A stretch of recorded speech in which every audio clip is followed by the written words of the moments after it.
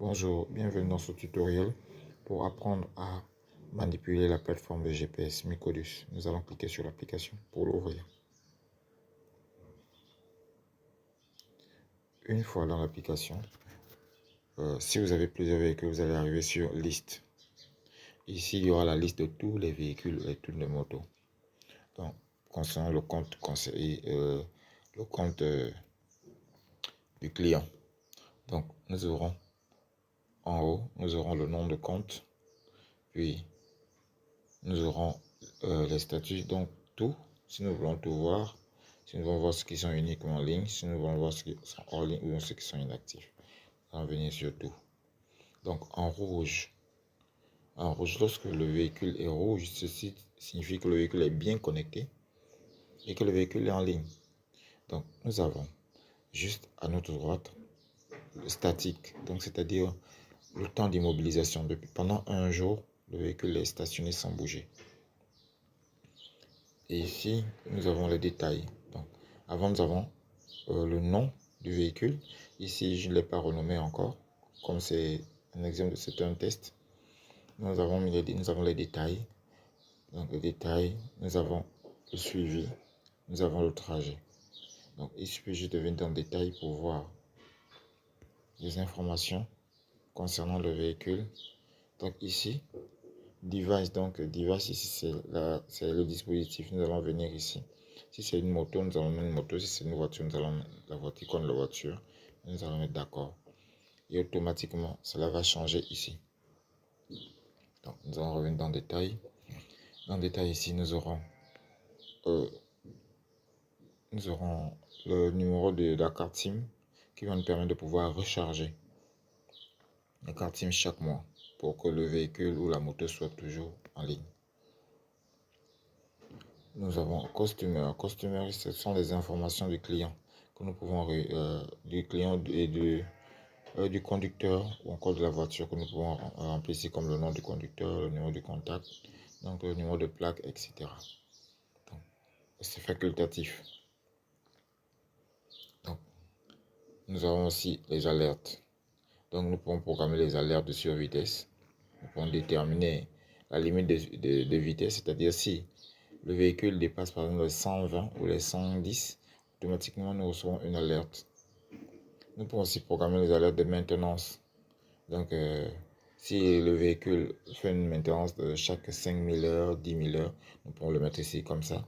Lorsque le kilomètrage sera atteint, nous allons recevoir des alertes pour pouvoir annoncer au client de pouvoir, rappeler au client de pouvoir faire l'entretien. Ensuite, nous avons suivi. Le suivi en direct, donc de pouvoir suivre le véhicule ou la moto en temps réel. Comme nous le voyons ici, nous avons le point bleu, c'est notre téléphone, donc c'est nous. Et le point rouge, c'est le véhicule ou la moto. Donc juste en haut, nous avons l'adresse. Cette interface, nous avons un panneau de visualisation en direct. Donc nous avons connexion online, donc le véhicule est en ligne. Et nous avons ici speed.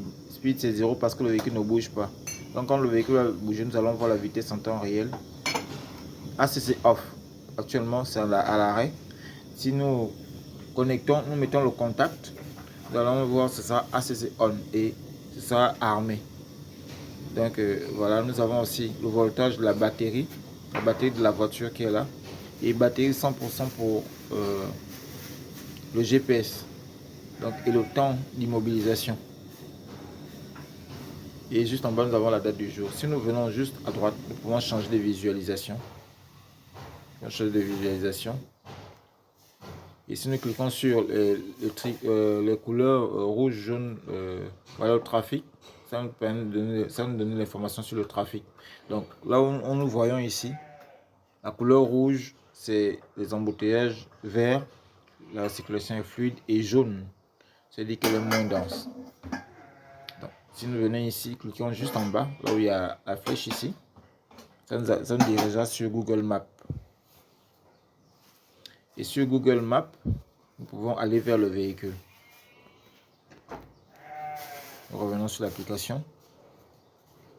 Là, nous avons ici cette option, lorsqu'il est activé, ça recentre le véhicule. C'est-à-dire si je désactive et que je vais ailleurs, voilà, on peut juste appuyer dessus pour ramener vers le véhicule. Donc là, nous avons notre position ici. Si nous voulons afficher notre position, ici, le point bleu, c'est nous. Et le véhicule est en rouge. Si le véhicule est gris, c'est-à-dire qu'il n'y a pas de connexion. Donc ici, si on met connexion offline, c'est-à-dire qu'il n'y a pas de connexion. Donc le véhicule va devenir gris. Donc cela signifie que soit la connexion est terminée ou encore que le véhicule est dans une zone non couverte. Donc ici, si nous voulons avoir la distance entre nous et le véhicule. Pour ça, ça c'est la présentation de l'interface de suivi en direct. Donc ici, dans cette interface, vous allez voir comment le véhicule se déplace en direct. Donc c'est dans suivi.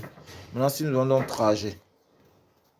Trajet ici, c'est pour pouvoir suivre le véhicule. Donc voir le trajet du véhicule par où le véhicule est passé. Pour ça, nous venons au niveau du calendrier.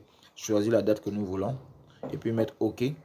Et puis nous allons juste mettre sur play et nous allons voir comment le véhicule va se déplacer. Maintenant, la géofencing, la géorépérage. La géorépérage ici, dans cette option, nous allons voir la forme circulaire. Donc, si on met, c'est pour pouvoir, la géorépérage ici permet de pouvoir limiter la zone de circulation du véhicule. Donc, si le véhicule sort de cette zone, automatiquement, nous sommes notifiés. Donc, nous allons juste dézoomer pour voir bien Dakar. Et ensuite, nous allons tirer pour encadrer Dakar. Pour encadrer Dakar. Et ensuite, nous allons pouvoir cliquer sur modifier, mettre le nom pour dire Dakar par exemple. Dakar ou alors la zone que nous voulons délimiter. Nous allons mettre d'accord et puis nous allons mettre sauvegarder. Donc, si le véhicule entre ou sort, nous serons avertis. Allez, on va juste sauvegarder. Et ensuite, ce sera sauvegardé ici. Nous pouvons alors ajouter plusieurs zones comme ça. Autant que nous voulons. Nous pouvons ajouter plusieurs zones. On sort de là. Ensuite, nous allons venir dans paramètres. Paramètres ici, nous avons d'abord le fuseau horaire que nous pouvons d'abord mettre à 0. Ce qui est important. D'accord. Ensuite, ce sont les paramétrages que nous pouvons faire. Maintenant, si nous voulons par exemple bloquer le véhicule, nous allons venir couper le combustible. Nous allons ici cliquer ici et couper immédiatement. Ensuite, si nous mettons d'accord, le véhicule va se bloquer. Le véhicule va se bloquer. Maintenant, si nous voulons autoriser le véhicule à redémarrer, nous allons juste cliquer ici. Nous mettons d'accord et le véhicule va pouvoir redémarrer. Donc, ici, nous pouvons déterminer les alarmes de vibration. On peut déterminer les alarmes de vibration, les alarmes de degré de vibration, l'alarme de vitesse. L'alarme de vitesse, nous allons mettre par exemple à 110 ou à 120. Ça dépend. Et puis, nous pouvons aussi activer l'autodétection du contact. C'est-à-dire quand on met le contact, automatiquement, on est alerté que le véhicule est allumé. Nous pouvons aussi mettre la même chose, déterminer l'état aussi du moteur. Si on allume ou on arrête le moteur, ou si on éteint le moteur, nous pouvons aussi recevoir l'indication par rapport à cela. On est juste d'accord et paramétré. Donc, voilà, si nous allons avoir les informations sur l'appareil, nous pouvons juste mettre ici. Ou encore, si nous devons modifier le mot de passe, juste en bas. Et ensuite, on revient sur les 3 points le plus. Ici, c'est un peu un résumé de tout ce que nous avons vu là-bas, mais en plus, c'est-à-dire, là, nous pouvons avoir le trajet, nous pouvons déterminer les géorépérages, donc la géofencing, la barrière virtuelle. Nous pouvons avoir aussi les différents points, dans les POI, différents points dans les trajets du véhicule, les points d'intérêt. Donc, nous pouvons avoir les alertes aussi ici. Donc, tous les alertes sont ici. Donc, nous pouvons aussi définir l'alerte que nous voulons voir ici. Donc, ici, tous les alertes vont s'afficher ici. Donc, ici, nous aurons les alarmes, les rapports. Si nous voulons faire des rapports par rapport aux alarmes, c'est là. Donc, on choisira juste le véhicule que nous voulons, le compte que nous voulons. Donc, voilà. Et puis, définir les dates de début et dates de fin. Donc, ce week-end, le week-end dernier, au fur et à mesure, nous pourrons personnaliser également. Donc, nous pourrons le faire aussi pour le kilométrage.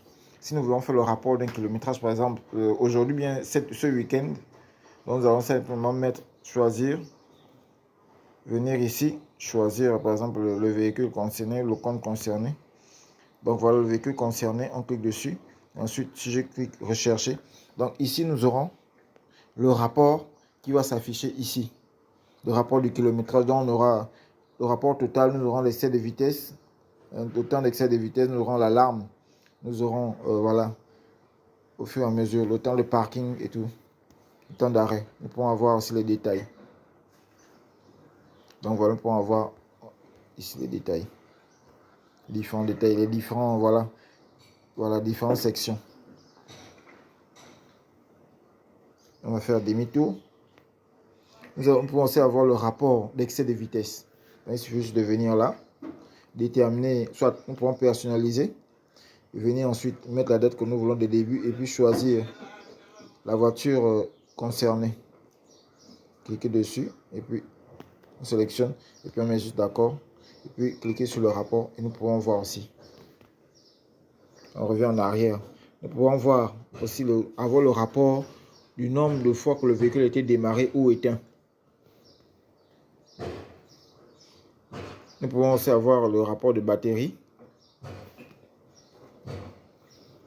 le rapport de la barrière virtuelle, combien de fois le véhicule est quitté, sorti, comme il faut les rentrer au fur et à mesure. Donc, nous pouvons faire aussi le rapport de stationnement. Toujours de la même façon. Et ici, les autres rapports de carburant, ça c'est une autre option beaucoup plus avancée, beaucoup plus chère. Donc, voilà un peu ce que nous pouvons avoir avec cette application. Et je signale que c'est une application très stable et vraiment recommandée si vous voulez vraiment avoir un œil sur votre véhicule. Merci d'avoir suivi ce tutoriel et n'hésitez pas à me poser des questions au cas où vous en avez besoin.